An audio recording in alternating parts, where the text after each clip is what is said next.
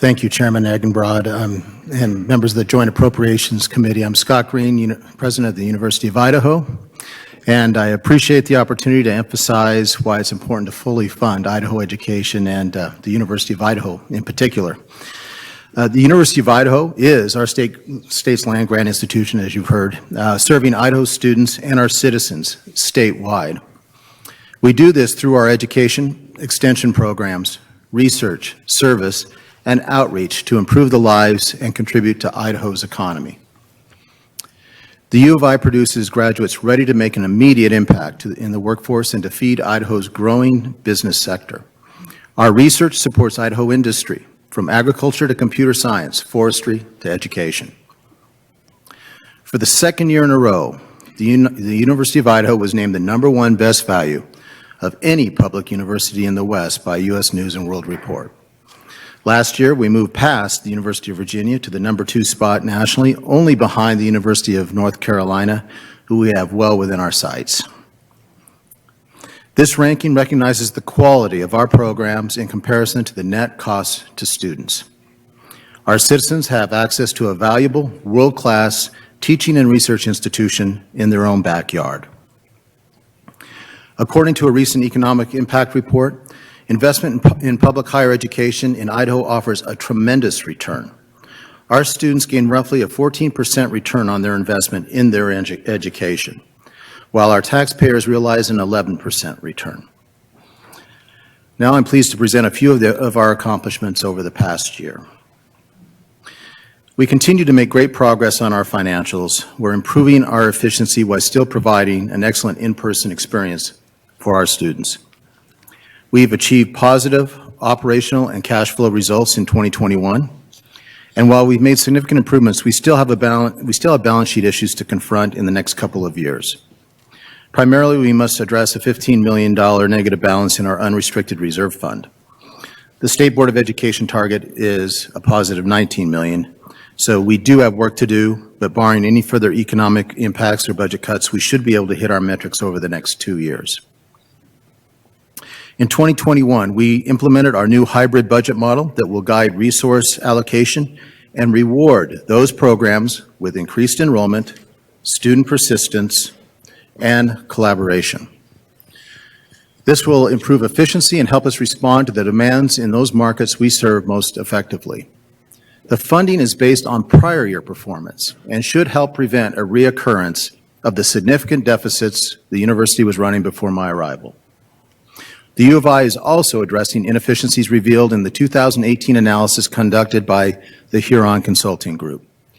One area that needed focus was the average spans of control, or how many people a supervisor manages.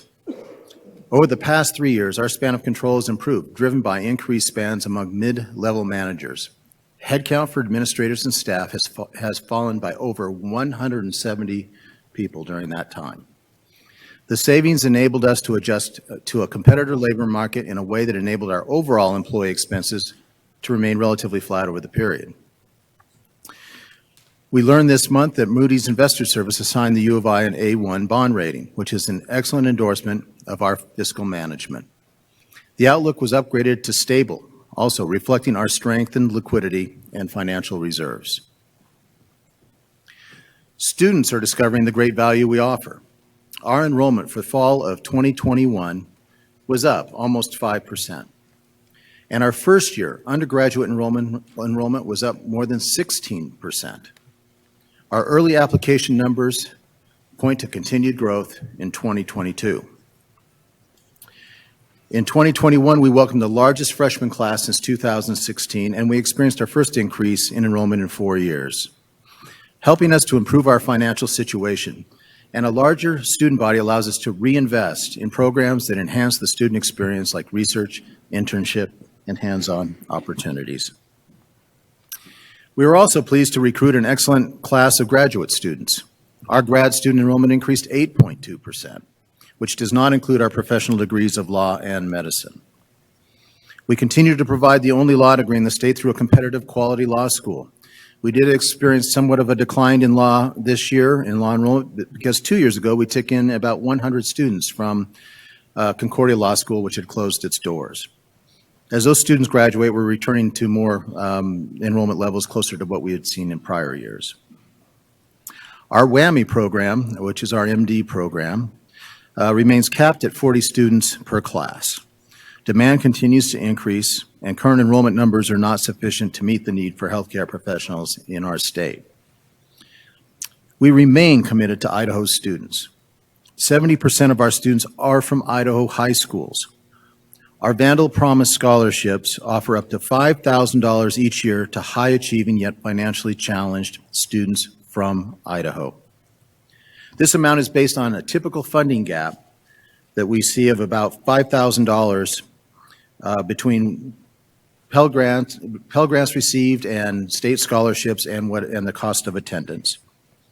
We have awarded 81 scholarships totaling $2 million as we continue to raise private funds to fill that gap for hardworking students who would otherwise not be able to afford to go on to higher education.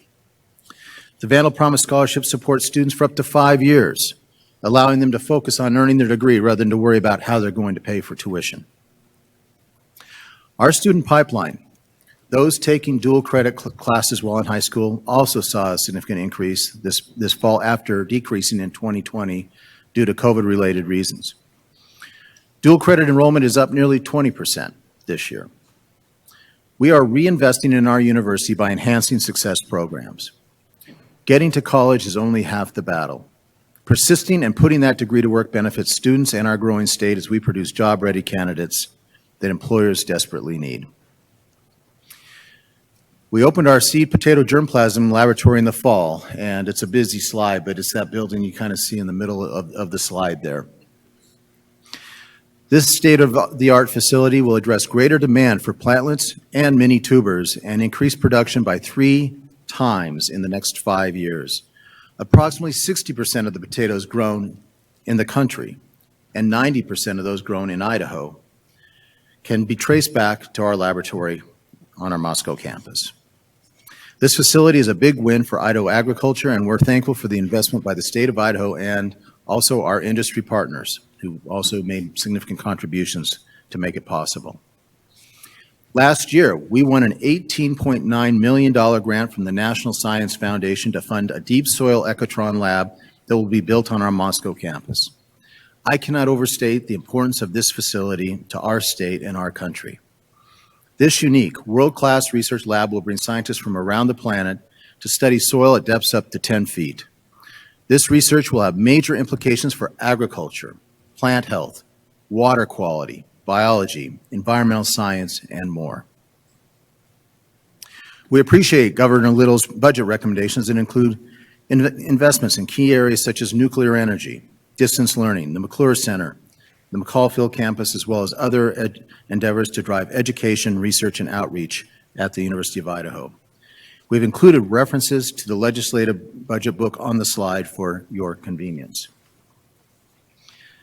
The U of I is partnering with Idaho State University and Idaho National Laboratory to advance nuclear engineering and nuclear energy solutions for our state and our country. And President Satterley said this yesterday, and I would say it again today. We don't know how many times universities actually work together at the level that we are, but we are very proud of that partnership, and they're great allies, and this is something that's going to benefit all of Idaho. As I&L moves forward with new and existing research and development, the U of I and Idaho State University are aiming to strengthen our partnership, which provides excellent opportunities for our students. Additional faculty will help support next-generation modular reactors being developed and tested at I&L as we speak. The U of I offers 3 advanced degrees in the field, and students are able to work with some of the best equipment and top minds in the country and the world through these partnerships. The nuclear engineering field is growing fast, and our graduates are sought after for their knowledge and experience gained from working with I&L. Investing in this partnership is a win for all of Idaho. We are bolstering our distance learning options because we learned valuable lessons through COVID, and we're expanding our course offerings and increasing student support while upgrading technology in our facilities throughout the state. Our investments in online infrastructure will allow us to deliver high-quality educational content for both those continuing their education and dual credit students wherever they may live for many years to come. This is very important to our mostly rural state.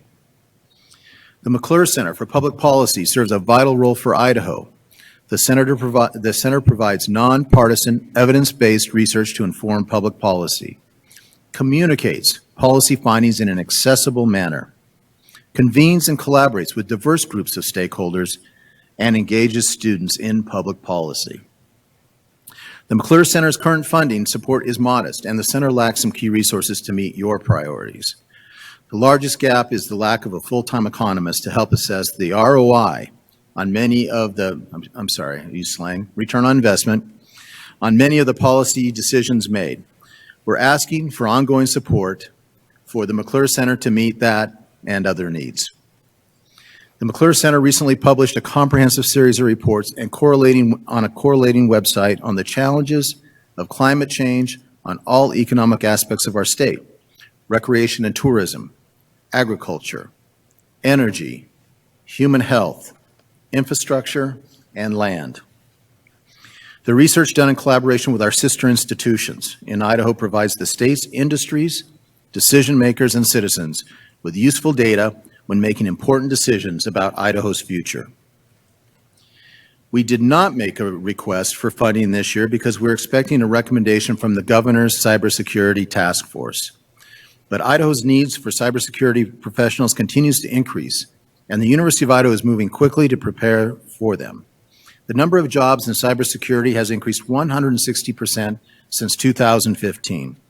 In 2021, we launched a master's degree in cybersecurity to complement our bachelor's degree introduced in 2020. We're collaborating with our partners at Idaho Community Colleges and our fellow four-year schools to create pathways to these degrees so that students throughout the state can train to defend our cyber systems. The University of Idaho has long been a national leader in the field and is one of the original national centers of academic excellence in cyber defense.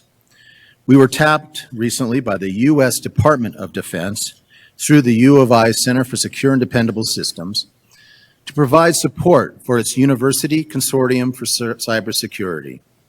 The consortium is made up of 340 schools nationwide and will play a key role in protecting the country's critical systems from cyber attacks.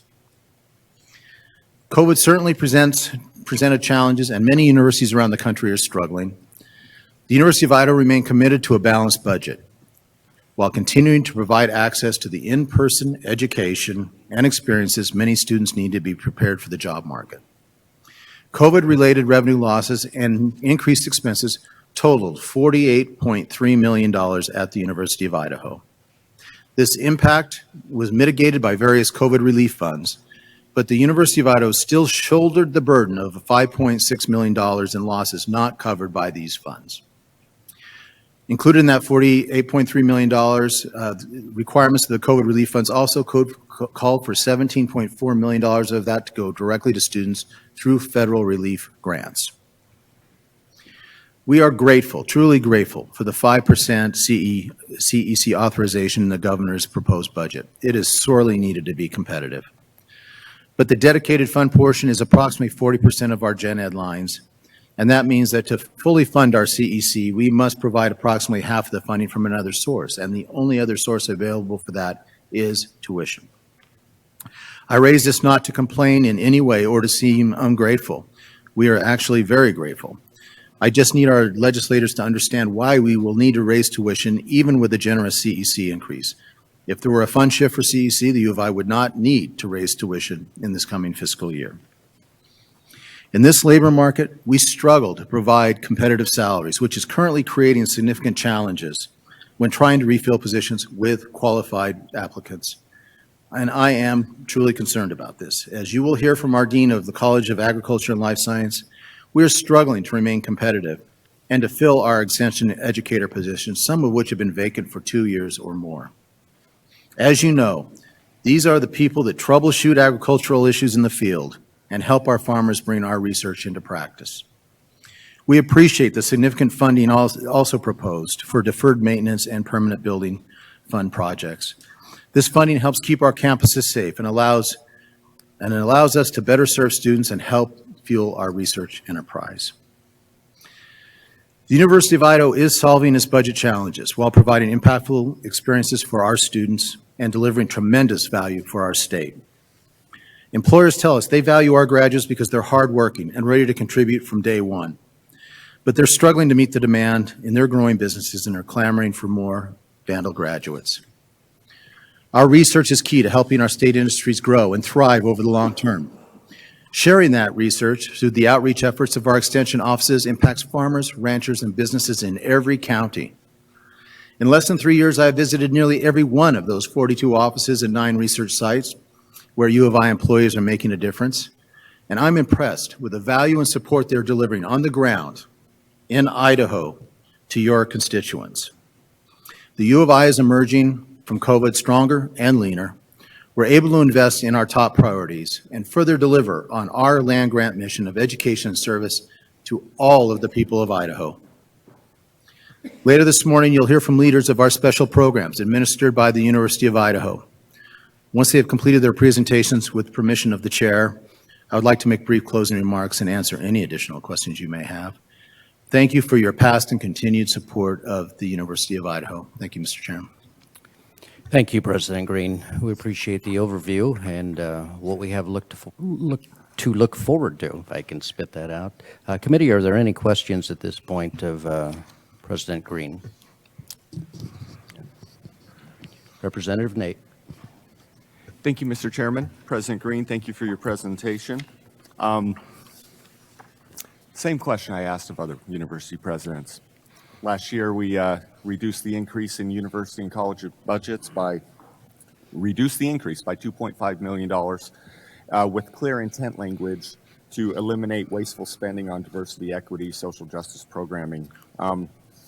What specific steps has the University of Idaho taken to follow that intent language? I think $500,000 of it was directed toward the University of Idaho. President Green. Mr. Chairman, Representative Nate, thank you for your question. So we looked for the intent language you cited, and we found some language in some of the bills that were killed last year, but we couldn't find it in the bill that was passed. But from talking to some of your peers, I understand it was deemed unnecessary because of the passage of House Bill 377. So regardless, we did take your concerns about social justice and indoctrination seriously. To the great credit of our legislature, House Bill 377 protects academic freedom and freedom of speech, thus protecting Idaho's colleges and universities from government making decisions about what can and cannot be taught. It is the central committees and politburos of the present and past in communist countries that dictate what can and can't be taught, primarily to maintain power. And they would not want social justice or humanitarian subjects to be taught either. So we appreciate the protections afforded by House Bill 377. But that law also forbids another tool used by central committees and politburos in countries past and present, and ensures no one can require students to affirm, adopt, or adhere to any specific belief. In short, it takes away the tool of indoctrination. I was confident that there was no indoctrination or affirmation program at the University of Idaho. And while I was confident of that, certain conflict entrepreneurs and those who earn their living by scaring people with such illusions have made these claims, which surfaced and were used to cut our budget last year. We wanted to be sure and ensure that we were following Idaho law in deed and in spirit. So we commissioned the law firm of Hawley Troxell to conduct an independent investigation into the allegations that were surfaced here in the legislature, primarily through a document published by the affiliate of the Idaho Freedom Foundation titled Social Justice in Idaho Higher Education, authored by Boise State professor Scott Yenner and IFF analyst Anna Miller. We asked Hawley Troxell, arguably the gold standard for law firms in Idaho, to evaluate and substantiate, if possible, the claims made in the report and provide recommended adjustments to our processes to correct anything that was substantiated. In other words, we asked them to conduct an independent investigation under professional code of conduct and make recommendation on how we could become most compliant. I quote the conclusions of the investigation verbatim here. After conducting our investigation, we were unable to substantiate the conclusions contained within the IFF report, including the allegations pertaining to the U of I having a systemic commitment to forcing social justice ideology upon its students. In short, The entire social justice narrative on which the University of Idaho was penalized $500,000 was a false narrative created by conflict entrepreneurs who make their living sowing fear and doubt with legislators and voters. We will make full, unredacted, unedited investigative report. We'll make it available to you and the public today. Thank you. Mr. Chairman, Thank you, follow-up, President please. Green. One follow-up, Mr. Nate. Representative Nate. Thank you, Chairman. President Green, the University of Idaho has previously hired a Director of Engineering Diversity to the College of Engineering at a cost of over $140,000. The University of Idaho's Office of Equity and Diversity states the Office of Equity and Diversity engages in social justice advocacy through policy implementation, programs, and services. I think that's evidence right there that it is not, University of Idaho is not devoid of critical race theory and social justice programming. Any efforts to reduce expenses on these programmings? Mr. Chairman. President Green. For the record, President Green, you're welcome to answer the question if you wish. Sure, I will respond to that, that if you don't mind, Mr. Chairman. Representative Nate. Again, we had Holly talk, so take a look at that full report, and it does refer to that position in engineering. The IFF report references the college's appointment of a Director of Engineering Diversity, the establishment of an endowment to support diversity and inclusive initiatives. The investigation did substantiate that an endowment exists. According to witnesses, the endowment was established by Micron, one of Idaho's largest employers, and was granted by Micron with the express condition that it be used to promote these initiatives. Micron appears to be of the opinion that these initiatives and skills are essential to its workers, many of whom it recruits from the University of Idaho's College of Engineering. Thus, regarding the College of Engineering's diversity inclusion initiatives, it appears there are several independent justifications to maintain such plans, including maintaining accreditation standards and appealing to the college's stakeholders and donors. We found no evidence that the College of Engineering reserves research opportunities or other resources for minorities and women, and no evidence that non-minority students are excluded in any capacity. Thank you, President Green. Are there any further questions of President Green? Representative Troy. Thank you, Mr. Chairman. Thank you, President Green. First of all, I'd like to compliment the universities for working together on the cybersecurity. My husband's business got hacked last week, and I'm sorry. Yes, and it shut. It's not just large businesses that are getting attacked. Obviously, it's all businesses, and so I think there's nothing greater that our higher education could do than to put their collective minds together to solve that issue. I've been very excited to hear about your partnership with ISU. And I wondered if you could share with us a little bit about your partnerships with WSU that might not be as well known. President Green. Well, probably some of our deans are better to talk about some of those and how effective they are. But obviously, with WSU, we do have a veterinary medicine program, a very important program for our state. I think the dean will share information about that and the state of that. We truly believe we need to kind of look at that whole program to make sure that we're getting the best bang for the buck. We're not convinced we are at this point, and we think there can be improvements made, and I think he's prepared to talk to you and the germane committees about that as well. Thank you, President. Follow up?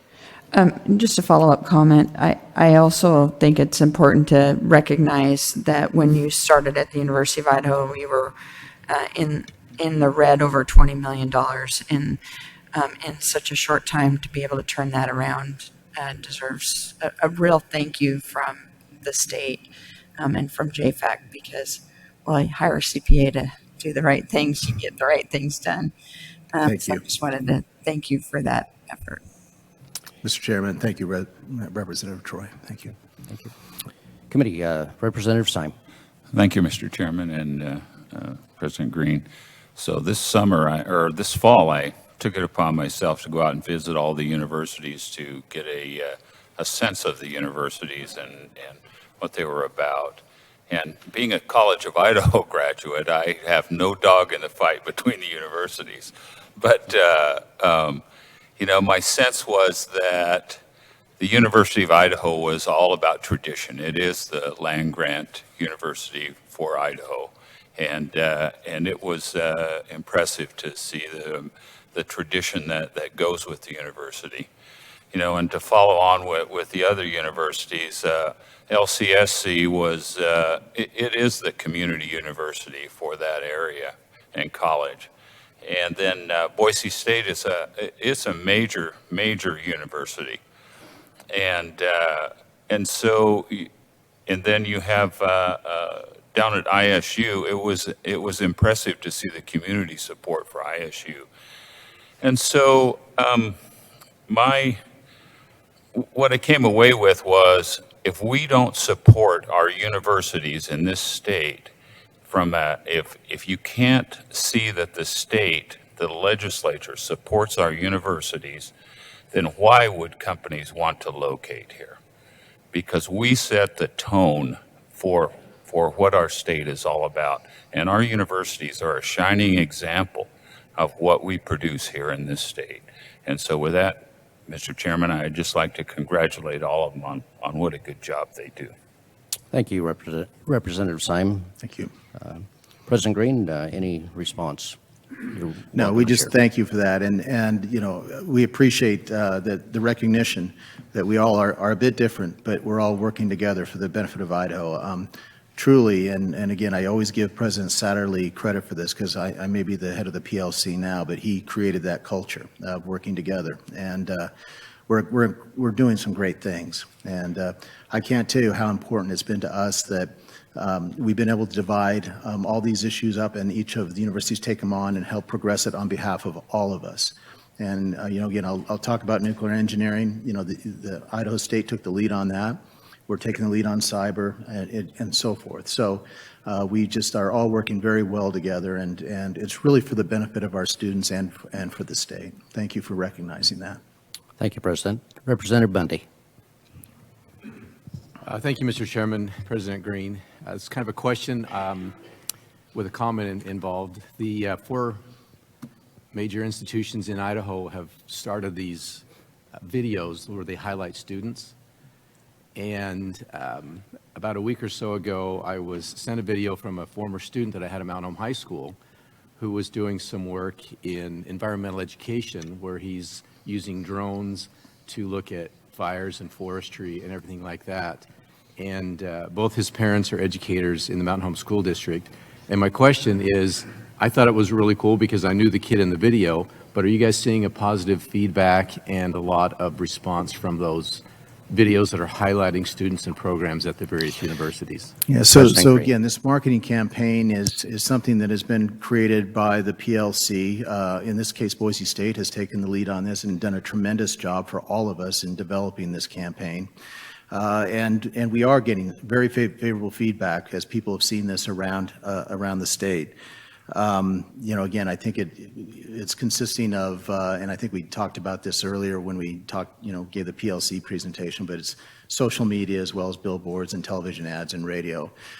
It'll be probably some time. It's going to run through the session here and even past, and so it'll take some time before we know the full impact of that as we go out and survey. But we're getting great responses, and the fact is, these are real stories about real Idahoans and how education has elevated their lives. So thank you for recognizing that as well. Thank you, President Green. Committee, any further questions? Representative Nye. All right, Senator Nye. Thank you, Mr. Chairman. Mr. President, thank you so much for coming back from a great career. And I just want to say how much you are appreciated with what you do in the collaboration with the other schools. I know many don't know perhaps your family heritage in U of I in our state with Kumar, your dad and grandpa up at U of I. My dad went there. I got a great law degree up there and really appreciate it. And I'd like to say, esto perpetua, may it continue. Thank you. Thank you very much. Mr. Chairman, and Senator Nye, thank you for that. I'll actually be talking a little bit of that in my closing remarks a little bit later, about that family connection, and thank you. You're you're kind of from our old stomping grounds, so we'll talk about that a little bit as well. Thank you. Well, thank you, President Green. If there's no further questions, committee will have an opportunity to visit again with President Green later this morning. So thank you. Thank you, Mr. Chairman.